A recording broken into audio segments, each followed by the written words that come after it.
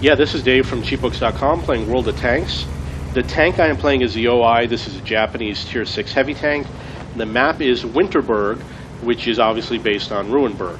I am going to get 7 kills in this game. I'm going to do 3,700 damage, I believe, or 3,400 damage. No, 3,700 damage. And I'm going to do 1,400 EXP. Now, because it's got a long reload, 20 seconds, it's a big target for artillery and for lots of tanks. You want to be surrounded by solid objects or have somebody follow you around to watch your back. That's your second option. So I chose to go to the city, be surrounded by solid objects. Now, one of the strategies that I use is that you can go to the red line, which is along here, and you don't have to watch all your flanks. You don't have to watch the flank behind you. You wouldn't have to watch the flank to the west. Over here is a different story. Over here you have to watch multiple flanks. So it's better to be along the red line. However, my experience is when you go a little bit far, kind of for no reason in a slow tank, it's difficult to chase after the enemy. So you want to get into the heart of the battle and have good surroundings. You'll note that I have the regular rounds. I am a high tier tank, which means that I can probably penetrate a lot of these tanks, but it's really not guaranteed. I'm staying as close to the right as possible. When you come over here, you want to cross over to this side of the street and approach over here so that people on the far side have less of a chance of hitting you. And you'll notice there's also the truck here to give you a little bit of extra defense. So the only people that can hit me are the people in this narrow gap. If I were on the other side of the street, more people would be able to hit me from the right side of this mound of rubble over here. Now there is a tank that's spotted, and I have a philosophy: you want to chase the red dots. You see an enemy red dot and you want to get a kill, you got to chase after it. It is a KV-2. He's got strong armor. You may have seen a video. I played this game yesterday and I had like 4 shots that didn't penetrate, and I think I had even the high the gold rounds. You can see I switched to the gold rounds realizing that I would need them. Had a lucky shot right in the side. And the KV-1, stupid him, you see a tank explode in front of you and it's not a warning sign to him. But we're going to find out how it works out for him.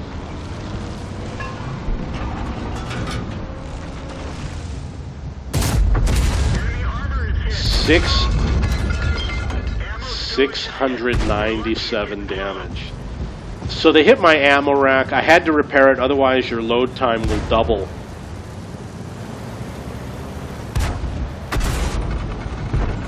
Ideally, I want to hit the KV-1. I don't want to waste my shot on that Churchill.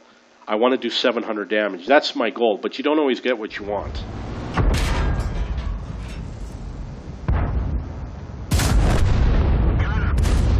So I was able to do it. Notice that I aimed for the lowest part of the plate possible, which is one of the mistakes I made in some of the other games. Got 2 kills.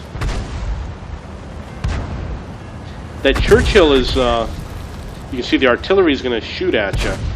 Now, the Churchill is low on hit points. He's surrounded by my allies. Well, he may have just killed somebody, I don't know. But I didn't want to waste my gun on the 70 hit points. So I decided to go after the Covenanter, and then I realized that there's 2 Covenanters.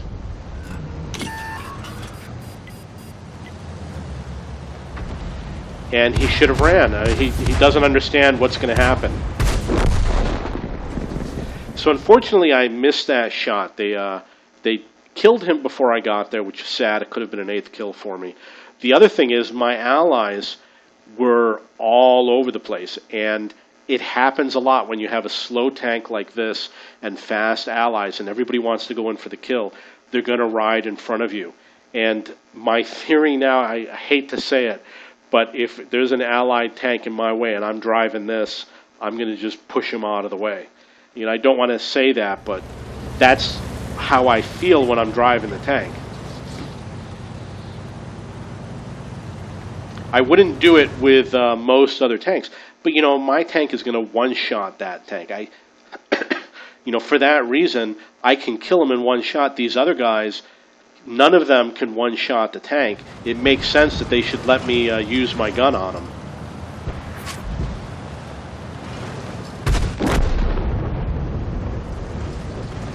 So there's another lost tank. Ready to fire. We didn't even scratch them. Very disappointed that, as you can see, the OI doesn't always penetrate.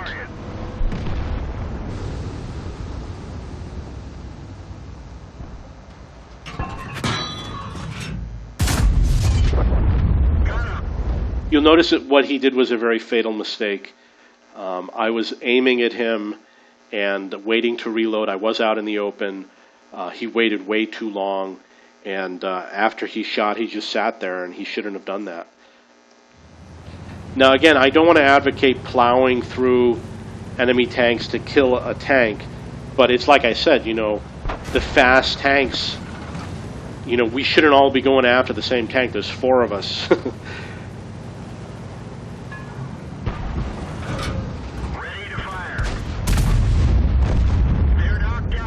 That is 4 kills.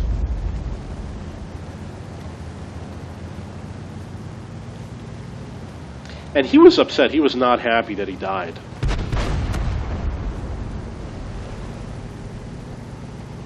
You can see him complaining in the chat.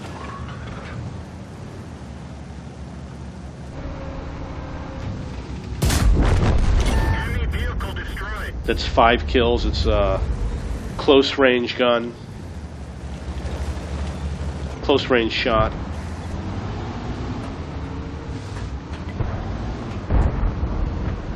That was really disappointing that that happened, and I wasn't able to get a shot on the FV304.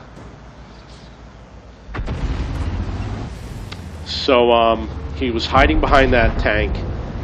Not going to be the safest place for him, and it's not going to work out for him. In a few seconds, he's no longer going to be there. The question is, who gets him?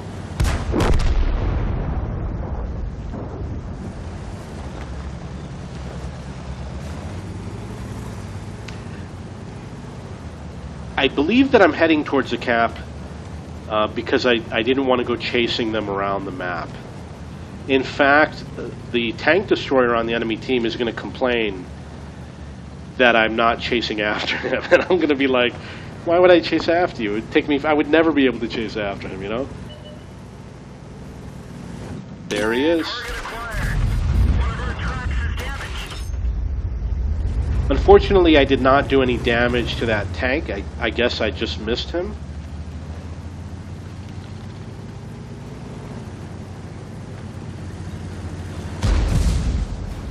And as you can see, he missed me. Target unlocked.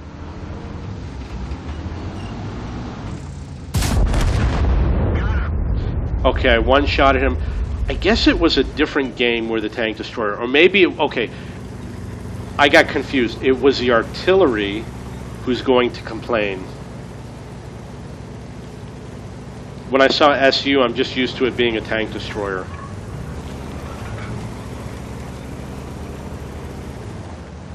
So we think he's going to come from this direction. He is going to come from this direction. We saw him driving that way. And now he's saying, you know, why are you capping? You know, obviously we're capping because we don't want to chase after him. But he's going to show up exactly where my gun is aimed, and I'm going to destroy him, and that's it.